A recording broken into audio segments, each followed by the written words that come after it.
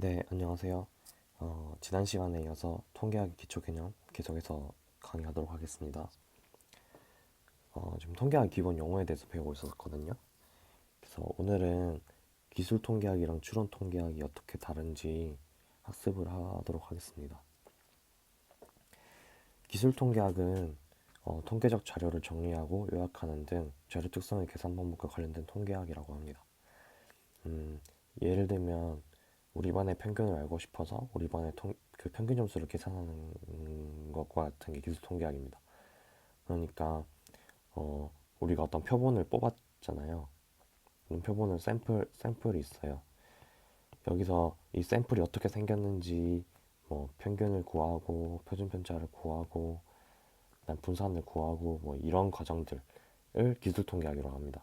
그러니까 기술이라는 게 음, 이제 어떤 걸 표현하는 거잖아요. 그러니까 이 형태가 어떻게 생겼는지 추론한다기보다는 그냥 있는 그대로를 조금 가공해서, 그러니까 평균이라는 것도 있는 데이터를 가공해서 만들어낸 거잖아요. 이런 식으로 하는 것을 기술 통계학이라고 합니다.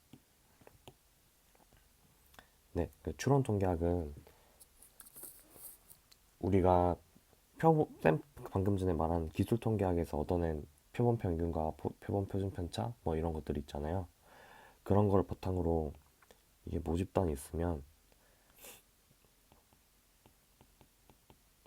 여기서 저희가 샘플을 뽑잖아요. 이렇게 뽑아서 우리가 여기서 이런 것들을 구하잖아요. 이 구한 것들을 바탕으로 다시 요 모집단이 어떻게 생겼는지, 모집단의 뮤와 시그마가 어떻게 생겼을지 추론하는 게 추론 통계학입니다. 네, 그래서 여기 얘가 나와 있는데 전국 고등학교 3학년의 수리 능력을 알고 싶어서 3학년 학생 중에 일부를 뽑아서 평균을 계산하고 그 평균을 통해서 다시 이 모집단, 우리가 알고 싶었던 전국 고등학교 3학년의 수리 능력을 추론하게 됩니다. 네, 그런 게 추론 통계학입니다. 그러니까 오늘날에는 모집단 전체를 전수조사하는 게 사실 힘든 경우가 많아서, 하지만 우리 관심사는 모집단에 있는 경우가 많거든요. 그래서 추론 통계학이 주를 이루는 게 요즘의 추세입니다.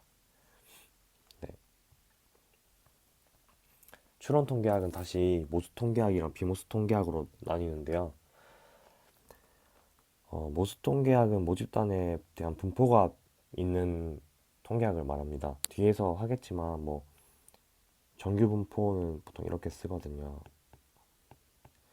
이렇게 정규 분포를 가정해서 어떤 분석을 하는 것들, 그런 게 이제 모수 통계학에 해당하고요. 비모수 통계학은 이런 모집단에 대한 가정이 필요하지 않는 경우입니다. 근데 저희 수업에서는 비모수 통계학은 다루지 않을 예정이고요. 비모스 통계학은 보통 이제 생명과학 쪽에서 많이 사용을 합니다. 네.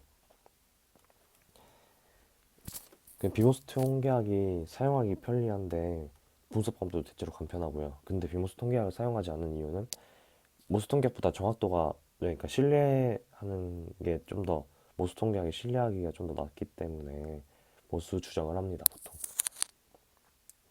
네, 여기까지 1단원이었습니다. 2단원으로 넘어갈게요. 2단원에서는 자료의 정리에 대해서 배울 건데요.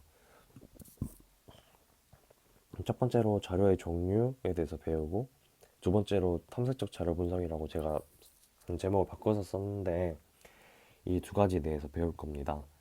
근데 이게 지금 제가 커리큘럼 짤 때는 되게 간단하게 짰어요. 오히려 책에 있는 것보다 좀 더 간단하게 짰는데, 하지만 실제로 아마 데이터를 분석하고자 하시면 정말 중요합니다. 정말.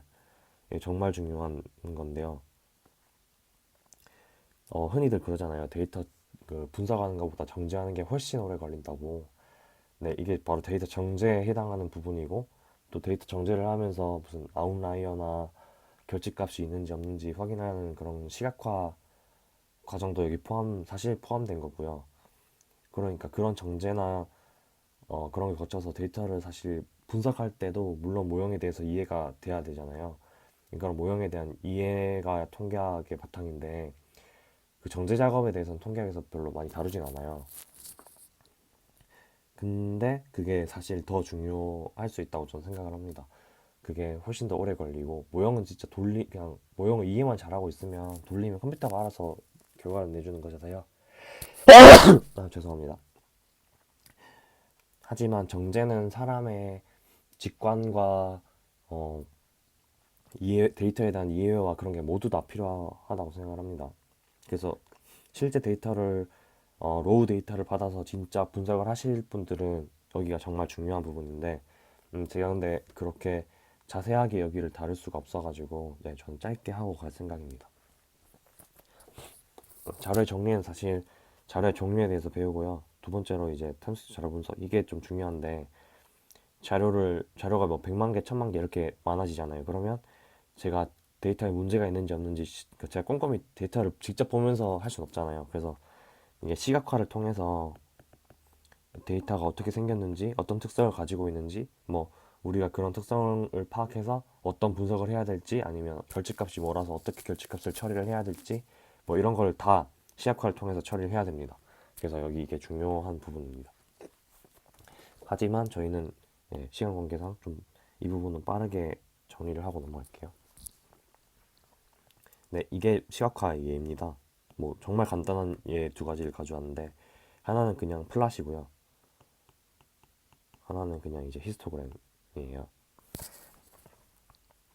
이런 플러스 그려보면 뭐 예를 들어 여기 있는 이런 게 아웃라이어일 수 있겠구나라는 짐작을 하고 볼 수 있겠죠. 뭐 얘는 분포가 이렇게 생겼구나라고 생각을 할 수 있습니다. 분포라는 건 뒤에서 이제 배울 건데요. 네, 이런 추측을 시각화를 통해서 얻을 수 있습니다. 자료의 종류는 크게 이제 두 가지로 저희가 분류할 건데, 독립적인 방법이에요. 하나는 이 데이터가 있으면 양적 변수와 질적 변수로 나누고, 그 양적 변수를 다시 이산적 변수와 연속적 변수로 나눠서 파악하는 방법이 있어요. 그 다음에 어떤 데이터가 있으면 그거를 명목, 서열, 등간, 비율로 나눠서 파악하는 방법이 있어요. 이 두 가지 방법이 연관이 없는 건 아닌데, 대개 이제 이 두 가지 같은 경우에는 질적 변수인 경우가 많고, 여기인 경우에는 양적 변수가인 경우가 많아요. 네, 아무튼 이렇게 분류하는 방법을 배우고, 이런 변수들이 각각 어떤 특징이 있는지 배울 겁니다. 그러니까 이게 별거 아닌 것 같지만 데이터 분석할 때 굉장히 중요한데요. 네, 뒤에서 계속 이야기할게요. 양적 변수는 뭐냐면 수치로 나타낼 수 있는 자료입니다. 예를 들어 시험 점수 같은 경우 뭐 100점, 뭐 85점 이런 식으로 숫자가 딱 나오잖아요. 매출액 같은 경우도 뭐 매출액 100억 달성, 뭐 10억, 뭐 이렇게 숫자가 다 나오잖아요. 질적 변수를 보면 양적 변수를 좀 더 확실히 명확히 이해할 수 있는데, 질적 변수 같은 경우에는 뭐 성별 같은 겁니다. 남, 뭐 여 이런 거. 근데 이런 거 보통 이제 코딩 하실 때 DB에 넣을 때 어떻게, 저는 저 같은 경우는 이제 과가 통계학과다 보니까 이런 거 코딩할 때 이제 보통 뭐 남은 0, 여는 1 이런 식으로 코딩을 하거든요. 보통의 경우도 그렇게 하는지 제가 프로그램 쪽은 잘 몰라서, 네, 아무튼 이런 식으로 0과 1이라는 숫자로 표현을 하지만, 이 0이나 1이 숫자 자체로 의미가 있는 건 아니잖아요. 단지 남자는 0이다, 여자는 1이다라는 그 정보를 컴퓨터에 입력하기 위해서 준 거잖아요. 네, 그런 겁니다. 그래서 숫자로 나타낼 때도 그 숫자 자체가 의미가 있는 게 아니라 숫자가 어떤 기호로서 의미를 가지는 그런 변수들을 질적 변수라고 합니다. 그 양적 변수에서는 또 아까 여기서 보신 것처럼 양적 변수 내에서는 이산적 변수랑 연속적 변수로 나눴잖아요. 그 이산적 변수는 숫자가 딱딱 그러니까 떨어지는 겁니다. 자녀의 수 같은 경우에는 뭐 한 명, 뭐 두 명 이런 식으로 딱 떨어지잖아요. 그러니까 1.5명, 뭐 1.3명 이런 경우는 없습니다. 자녀의 수는. 그죠? 이제 연속적 변수 같은 경우에는 그와 반대로 계속 나눠지는 겁니다. 우리 키가 180cm다 뭐 이렇게 얘기는 하는데, 사실 이거는 간략하게 얘기해서 그렇지 180점 뭐 1일 수도 있잖아요. 180.1 이것도 간략하게 말해서 그런 겁니다. 뭐 1, 3일 수도 있고요. 이것도 더 뭐 계속 나갈 수 있어요. 이렇게 1, 3, 뭐 5 이런 식으로 왜냐면 이게 연속적인 변수기 때문에 이런 식으로 계속 나눠갈 수 있는 게 연속적 변수의 특징입니다. 네, 잘 이해가 가시셨을 거라 믿습니다. 네, 넘어가도록 할게요. 가 아니라 제가 지금 시간 보니까 10분 정도가 됐네요. 네, 여기서 끊고 다음 강의에서 계속 하도록 하겠습니다. 네, 고생하셨습니다.